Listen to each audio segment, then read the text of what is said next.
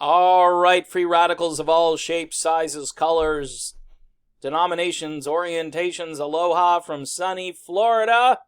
I'm the demonetized one. My name is Dave, and this is the Radical Independent. Folks, again, if you can help me out, again, I hate begging for money. This isn't a PBS telethon, but I can tell you, PayPal, put the email address, the last video I did, which was completely innocuous, by the way. It was one of the most innocuous. Somebody said to me, how did that video get demonetized? And I throw my hands into the air, I request the review, and I wait. And typically you can wait 2-3 days to get your video monetized. YouTube is a busy place, and they are demonetizing a lot of people. This poll is delicious, folks. Look at Tulsi Gabbard, the latest Quinnipiac poll. I always mess that up. Gabbard at 6% in New Hampshire. Holy crap, Batman. We've got a race. Here, again, everybody's saying, nah, well, look at all these other candidates. These candidates have been kicking around, even Andrew Yang at 4, who's doing better than all of the establishment losers down below here.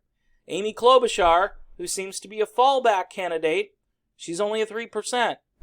Tom, I will spend more money than anybody in the world, Steyer, is at 3%. The only reason he's at 3% is he spent a ton of money. And then you got Bennett and poor Kamala Harris. Kamala Harris, wow, to save face, she should probably get out soon. You know, remember those people that are asking Bernie to get out because he wasn't in first place? By the way, Bernie is 4th in this poll. It's just they continue to push Warren and Mayor Pete. And your top 3 candidates now are all NeoLips. Warren's a NeoLip. Sorry, those of you who think she's some kind of super progressive, she's not. She might be a neo-prog at best, but she's not a progressive in the sense that Bernie Sanders and Tulsi Gabbard are. Cory Booker at 1, Julian Castro at 1. I didn't even know Delaney was still in. Poor Marianne Williamson probably needs to get out. I like her a lot, but she's at 0 here. And then Messam, don't know who that is. Bullock, is that the governor from Montana? And Seastack, don't even know him or her. I think it's a him. Bullock, I've seen some of his stuff out there online. But look, you really need to get these people out. I think the reason that all of these neolibs are hanging in, I mean, this list, other than Marianne Williamson, they're all neolibs. You start at Klobuchar and you go down the entire list, minus Marianne Williamson, and this is, hey, if your candidacy catches fire, we'll start throwing some gasoline on it, says the media. Well, what do you think they're doing with Mayor Pete Buttigieg? That's the way I pronounce his last name. I'm sorry. No, it's not any kind of a dig or anything like that on Mayor Pete's. I don't even go down that road. I'm just gonna leave it there before I get in trouble. And the demonetization's already coming. So you got Warren, and then you got Biden. Joe Biden, folks. What if this is just all for naught? And again, a lot of people have said, Dave, thanks for keeping it positive. We appreciate it. You've been doing a great job. Go Tulsi. And, definitely go Tulsi Gabbard. Let's wage peace together and get Tulsi Gabbard elected. 5th place is because of you and me. That's why she is in 5th place right here. And that's very impressive when all the media does is smear and make stuff up and call her a Russian agent. By the way, that Hillary thing didn't seem to work very well if they were trying to suppress Tulsi Gabbard or have all of the neolibs come out and smear Tulsi Gabbard. The American people are onto it. They like what she's got to say, number 1. Number 2, she's radically independent, like this channel. She doesn't like labels, like this channel. She doesn't say she's, the super progressive or anything. She just goes issue by issue. She was on Breitbart the other day. I know a few neo-prog heads exploded when They saw the video of her on Breitbart. Why not? Why not go where people are listening?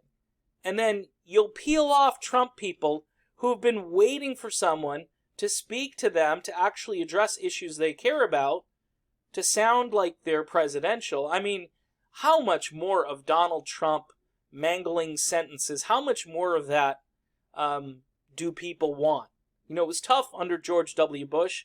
You got Trump now who, you know, he says a word and he kind of trails off because he's not even concerned with actually rounding out the word and actually saying it. He just has to go through the motions and do these speeches that are written for him. And he's way better, by the way, off the cuff, because then he can just be, you know, sort of the bloviator that he is, which is where he's actually better, which is really sad. We should have a president that can both speak extemporaneously and a president who can read a teleprompter or a prepared speech. Okay, we should have both. Tulsi Gabbard can do that. What is a little concerning if you're a Bernie fan, and again, this is one poll, Quinnipiac, it's not, you know, the holy grail of polls. I do believe it's a qualifying poll. I think it is. I'm not 100% sure on that. Because, again, the DNC, they take the goalposts and then they move them and you just don't know. They go, oh yeah, well this used to be. They could do that too. This was one of our qualifying polls, but we noticed that Tulsi Gabbard was at 6%. So we decided to... Right now, the best thing you can do for Tulsi Gabbard, by the way, to get her to the December debate, she's already in the November debate. If you can get her to December, it would be much appreciated. How do you do that? Well, if you've never given to her campaign before, if you go and give $1, you become a unique donor to Tulsi's campaign. So there you go. That's how you can help Tulsi get to December. Because polling right now, she's doing well. This is big. I mean, to be at 6%, Kamala Harris, this is so gratifying. It just is to see her at 1%. And Tom Steyer, who has spent a good chunk of his, well, we'll say a tiny portion of his life savings, really, because he's a billionaire. He's a billionaire hedge fund manager. And that's what the Democratic Party needs more of, right? And Amy Klobuchar, who is Bill Maher's fallback candidate, and her name's been thrown out there a lot in case, again, Mayor Pete has a collapse. And you know where Mayor Pete's going to have a collapse? Where there are more minority voters. Mayor Pete will do okay in Iowa. He will probably do okay in New Hampshire. He's not going to do well in South Carolina. Biden and Sanders have a huge edge when it comes to minority voters. And Warren, too, is going to have a big problem with minority voters. And I think Tulsi will do okay. I think Tulsi will appeal across the board. And the more people who hear about Tulsi Gabbard, the more people are going to say, hey, that's my president right there. She's presidential. She talks to everybody. And, you know, the best way for Tulsi to continue to grow is to go independent, to find people who are apolitical, to find people who've dropped out of the system because they think there's no use. And that's her appeal. That and the fact that her personality, her warmth, her genuine, I guess, empathy and interest in other people's lives, that's what makes Tulsi Gabbard the most unique candidate I've seen in a very long time. And I can't remember a candidate that did retail politics with this kind of sincerity. But she does it, and it's not like she does it because she has to do it. She gets up, she's got the energy to do it. Her workout routine is brutal, and I think that prepares her not only mentally for what she's got to do, physically obviously, but also like spiritually. I think Tulsi Gabbard sees this as her mission on earth is to change the Democratic Party, change the trajectory of our foreign policy, and then all these other issues are going to flow right downhill from there. And I think you're going to get converts from places that you probably either don't want to hear about because you're just like, no, I don't want that person on our team. You don't want to hear about it. You'll get converts. Maybe they're not high profile, but maybe there's somebody like me who used to support Trump, or it could just be the fact that people haven't been involved with politics before. And you think they're naive or they don't have, the brain power to understand all the issues. Well, Tulsi Gabbard speaks to every one of those people, and she wants them on her team. And I think that's what is making Tulsi, go higher in the polls. Not just that, but also if Hillary Clinton wants to send out any more tweets or do interviews where she calls Tulsi Gabbard a Russian asset, she wants to do that again a few more times. I mean, we might get Tulsi into the lead. She might be in a statistical tie with Biden in a few more days. Speaking of Biden, people, and this is the negative part of this video, and I apologize, but we all have to acknowledge something here. Biden is the chosen candidate, and he's still in there. We're into November, and it was predicted last month, it's been predicted that he's going to collapse. Again, Biden doing well in New Hampshire. He's at 20%. He's still ahead of Warren and Mayor Pete.